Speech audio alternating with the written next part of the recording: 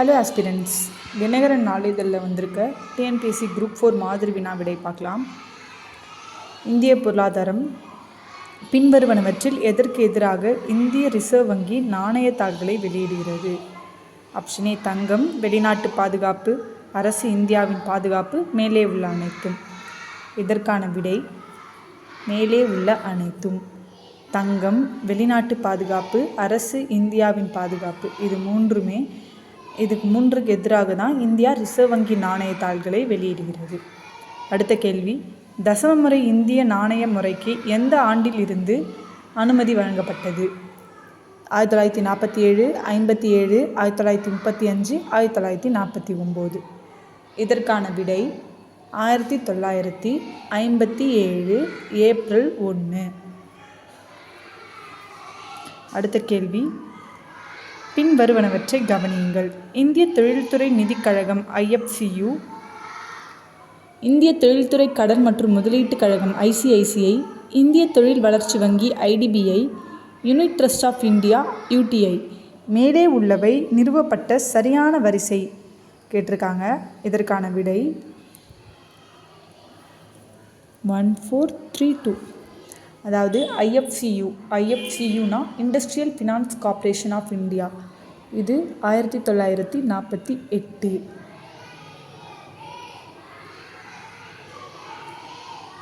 இந்திய தொழில்துறை கடன் மற்றும் முதலீட்டுக் கழகம் ICICI அப்படின்னா industrial credit and investment of India. இதற்கான விடை 1994. அடுத்தது, இந்திய தொழில் வளர்ச்சி வங்கி IDBI, Indian industrial development bank of India. இது 1964 ஜூலை 1. Unit trust of India UTI 1963. இப்போ முதல்ல இந்திய தொழில்துறை நிதிக் கழகம் IFCI, இரண்டாவது UTI, அப்புறம் IDBI, கடைசியாக ICICI. அப்புறமா பண மதிப்பிழப்பு என்பதன் பொருள் கேட்டிருக்காங்க. பண மதிப்பிழப்பு என்பதன் பொருள் சர்வதேச அளவில் வர்த்தகம் செய்யப்படும் முக்கிய நாணயங்களுடன் ஒப்பிடுகையில் நாணயத்தின் மதிப்பை குறைத்தல். நாணயத்தோட மதிப்பை குறைத்தல் தான் பண மதிப்பிழப்பு. Answer A. இந்தியாவில் வருங்கால வைப்பு நிதி என்பது என்ன? இந்தியாவில் வருங்கால வைப்பு நிதி என்பது ஒப்பந்த சேமிப்பு. இந்தியாவின் அந்நிய செலாவணி பற்றிய பின்வரும் அறிக்கைகளில் எது உண்மை அல்லன்னு கேட்டிருக்காங்க. அதற்கான விடை சி. மீதியெல்லாம் அப்போது இந்தியாவின் அந்நிய செலாவணி கையிருப்பு பற்றிய பின்வரும் அறிக்கைகளில் உண்மையானது. என்னென்னதுன்னு பார்ப்போம். இது இந்திய ரிசர்வ் வங்கியின் வெளிநாட்டு நாணய சொத்துக்கள் மற்றும் தங்கம் ஆகியவற்றை உள்ளடக்கியது. இது இந்திய ரிசர்வ் வங்கியில் பராமரிக்கப்படுகிறது. தற்போது இந்தியாவில் அந்நிய செலாவணி நிலைமை திருப்திகரமாக உள்ளது. அடுத்த கேள்வி போகலாம். கிராமப்புற உள்கட்டமைப்பு மேம்பாட்டு நிதிக்கு எவற்றால் நிதி அளிக்கப்படுகிறது? அதாவது கிராமப்புற உள்கட்டமைப்பு மேம்பாட்டு நிதிக்கு எவற்றால் நிதி அளிக்கப்படுகிறதுன்னு கேட்டிருக்காங்க. இதற்கான விடை நபார்டு எப்போ தொடங்கினாங்க? 1982 ஜூலை 12. நபார்டு வங்கியின் மூலமாக தான் கிராமப்புற உள்கட்டமைப்பு மேம்பாட்டு நிதிக்கு நிதி அளிக்கப்படுகிறது. அடுத்த கேள்வி, இந்தியாவில் அந்நிய செலாவணி இருப்பு வைத்திருப்பவர் யார்?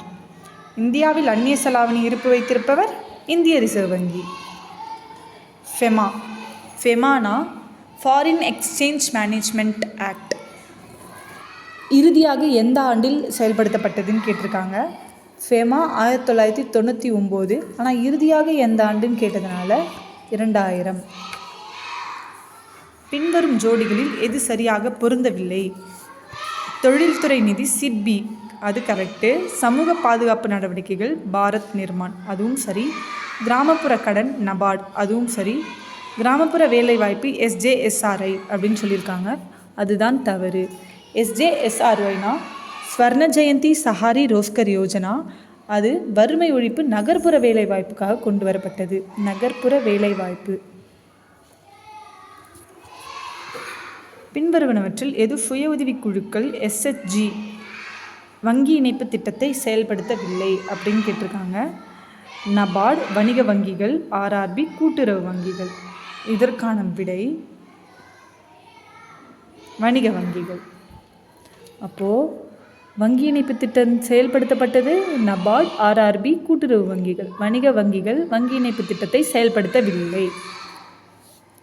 சிம்பிளி கிளிக் கிரெடிட் கார்டு திட்டம் பின்வரும் எந்த வங்கியால் தொடங்கப்பட்டது? IDBI, ICICI, BOB, SBI. Simply click credit card திட்டம் எஸ்பிஐ. இந்தியாவில் இந்தியர்களால் நிர்வகிக்கப்படும் மற்றும் 1881 நிறுவப்பட்ட வரையறுக்கப்பட்ட பொறுப்புக்கான முதல் வங்கி எது? இந்துஸ்தான் வணிக வங்கி, ஆப்ஷன் பி அவுத் வணிக வங்கி, ஆப்ஷன் சி பஞ்சாப் நேஷனல் வங்கி, ஆப்ஷன் டி பஞ்சாப் மற்றும் சிந்து வங்கி. இதற்கான விடை ஆப்ஷன் பி அவுத் வணிக வங்கி. இந்த அவுத் வணிக வங்கி எங்கே தொடங்கியிருக்காங்கன்னா ஃபைசாபாத்தில் தொடங்கியிருக்காங்க. 1958 வரைக்கும் இது செயல்பாட்டில் இருந்திருக்கு. அப்புறம் அது செயலிழந்திருக்கு. அடுத்த கேள்வி, இந்தியாவில் ஃபெமா பற்றிய குறிப்புடன் பின்வரும் கூற்றுகளில் எது சரியானது? இதற்கான விடை அந்நிய செலவாணி விதிகளை மீறுவது கிரிமினல் குற்றமாக அறிவிக்கப்பட்டது. பின்வரும் அறிக்கைகளை கவனியுங்கள். தேசிய வீட்டு வசதி வங்கி NHB, நேஷனல் ஹவுசிங் பேங்க். இந்தியாவில் வீட்டு வசதி நிதியத்தின் உச்ச நிறுவனமான இந்திய ரிசர்வ் வங்கியின் முழு சொந்தமான துணை நிறுவனமாக அமைக்கப்பட்டது. இந்திய சிறு தொழில்கள் மேம்பாட்டு வங்கியானது இந்திய தொழில் வளர்ச்சி வங்கியின் முழு உரிமையாளராக நிறுவப்பட்டது. மேலே கொடுக்கப்பட்டுள்ள கூற்றுகளில் எது சரியானதுன்னு கேட்டிருக்காங்க. இதற்கான விடை ஆப்ஷன் சி இரண்டும் சரி. அதாவது NHB தேசிய வீட்டு வசதி வங்கி இந்தியாவில் வீட்டு வசதி நிதியத்தோட உச்ச நிறுவனமான இந்திய ரிசர்வ் வங்கி முழு சொந்தமான துணை நிறுவனம். அப்போது NHB இந்திய ரிசர்வ் வங்கியோட சொந்தமான துணை நிறுவனம். இந்திய சிறு தொழில்கள் மேம்பாட்டு வங்கி இந்திய தொழில் வளர்ச்சி வங்கியோட முழு உரிமையாளராக நிறுவப்பட்டதுன்னு சொல்லியிருக்காங்க. இரண்டும் சரி. பின்வரும் அறிக்கைகளை கவனியுங்கள். இந்திய ரிசர்வ் வங்கி 1949 தேசியமயமாக்கப்பட்டது. இந்திய அரசின் கடன் திட்டம் நிதி அமைச்சகத்தின் செலவினத்துறையால் கையாளப்படுகிறது. மேலே கொடுக்கப்பட்டுள்ள கூற்றுகளில் எது சரியானது? இதற்கான விடை ஆப்ஷன் ஏ ஒன்று மட்டும். அடுத்த கேள்வி, பொருளாதார தாராளமயமாக்கல் கொள்கையின் முக்கிய குறிக்கோள்களில் ஒன்று இந்திய ரூபாயின் முழு மாற்றத்தை அடைவதாகும். எதனால் வலியுறுத்தப்படுகிறதுன்னு கேட்டிருக்காங்க. இதற்கான விடை இது இந்தியாவில் அதிக வெளிநாட்டு மூலதன வரவை ஈர்க்கும். Option B. பொருளாதார தாராளமயமாக்கல் கொள்கையின் முக்கிய குறிக்கோள்களில் ஒன்று இந்திய ரூபாயின் முழு மாற்றத்தை அடைவதாகும். இது இந்தியாவில் அதிக வெளிநாட்டு மூலதன வரவை ஈர்க்கும் என்பதுதான் விடை. அடுத்த கேள்வி, இந்தியாவில் கிராமப்புற வருமானம் பொதுவாக நகர்ப்புற வருமானத்தை விட குறைவாக உள்ளது. பின்வரும் காரணங்களில் எது இதற்கு காரணம் அப்படின்னு கேட்டிருக்காங்க. அதிக எண்ணிக்கையிலான விவசாயிகள் கல்வி அறிவு இல்லாதவர்கள் மற்றும் அறிவியல் விவசாயத்தை பற்றி அதிகம் அறிந்திருக்கவில்லை. அதுவா? முதன்மை பொருட்களின் விலைகள் உற்பத்தி செய்யப்பட்ட பொருட்களின் விலையை விட குறைவாக உள்ளது. அதாவது முதன்மை பொருட்களோட விலை உற்பத்தி செய்யப்பட்ட பொருட்களோட விலையை விட குறைவாக இருக்குன்றாங்க. அது காரணமாக தொழில்துறை முதலீட்டை ஒப்பிடும் பொழுது விவசாயத்தில் முதலீடுகள் குறைவாகவே உள்ளது. இது காரணமாக. இதற்கான விடை 1, 2, 3 மூன்றுமே காரணம். எதனால் கிராமப்புறத்தோட வருவாய் நகர்ப்புறத்தை விட குறைவாக உள்ளதுன்னு கேட்டிருக்காங்க. காரணம், விவசாயிகள் கல்வி அறிவு இல்லாதவர்கள் அறிவியல் விவசாயத்தை பற்றி அதிகம் தெரிஞ்சிருக்கல. அது ஒரு காரணம். முதன்மை பொருட்களோட விலை, அதாவது முதன்மை பொருட்களோட விலை உற்பத்தி செய்யப்பட்ட பொருட்களின் விலையை விட குறைவாக இருக்குது. அது ஒரு காரணம். தொழில்துறை முதலீட்டை ஒப்பிடும்பொழுது விவசாய முதலீடுகள் குறைவாகவே உள்ளது. அதனால்தான் நகர்ப்புற வருமானத்தை விட கிராமப்புற வருமானம் பொதுவாக குறைவாக உள்ளதுன்னு சொல்கிறாங்க. அடுத்த கேள்வி, இந்திய ரிசர்வ் வங்கியின் கணக்கு ஆண்டு April to March, July to June, October to September, January to December. இதற்கான விடை July to June. April to மார்ச்ன்றது நம்மளுடைய அரசாங்கம் இந்திய ரிசர்வ் வங்கியின் கணக்கு ஆண்டுன்னு கேட்டாங்கன்னா ஜூலை டு ஜூன். பின்வரும் அறிக்கைகளை கவனியுங்கள். சர்வதேச சந்தையில் எந்த நாணயத்தின் விலையும் தீர்மானிக்கப்படுகிறதுன்னு கேட்டிருக்காங்க. உலக வங்கி, சம்பந்தப்பட்ட நாடு வழங்கும் பொருட்கள் அல்லது சேவைகளுக்கான தேவை, சம்பந்தப்பட்ட நாட்டின் அரசாங்கத்தின் நிலைத்தன்மை, நாட்டின் பொருளாதாரத்தினர். கீழே கொடுக்கப்பட்டுள்ள குறியீடுகளை பயன்படுத்தி சரியான பதிலை தேர்ந்தெடுக்கும். இதற்கான விடை 2 மற்றும் 3. சம்பந்தப்பட்ட நாடு வழங்கும் பொருட்கள் அல்லது சேவைகளுக்கான தேவை, சம்பந்தப்பட்ட நாட்டின் அரசாங்கத்தின் நிலைத்தன்மை.